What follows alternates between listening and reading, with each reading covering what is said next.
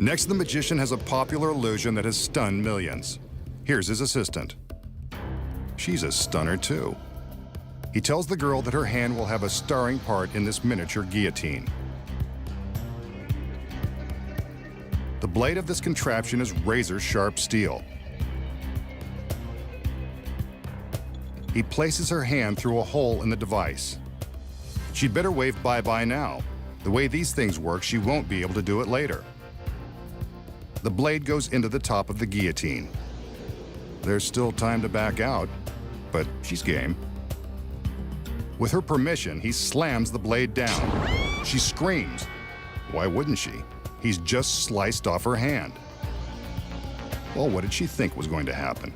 The magician takes the towel and reaches into the basket. He returns her hand. Too little, too late. Maybe some magic will make it all better. A little conjuring, and the hand is good as new. She forgives and forgets. Now forgive me if I ask how it's done.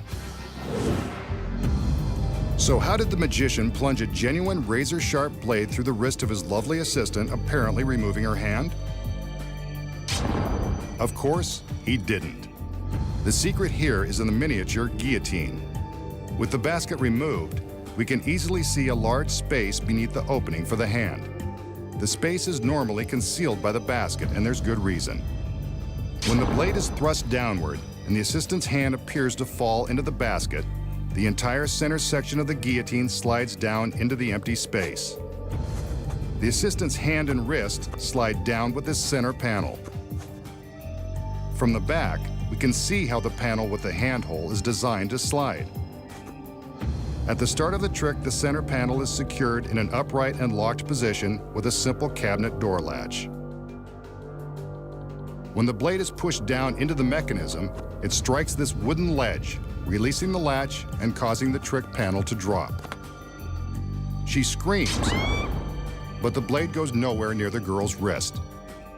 But then how do we see the blade behind the handhole after her wrist has supposedly been sliced? The secret here is an identical second hole in the center panel, directly above the first.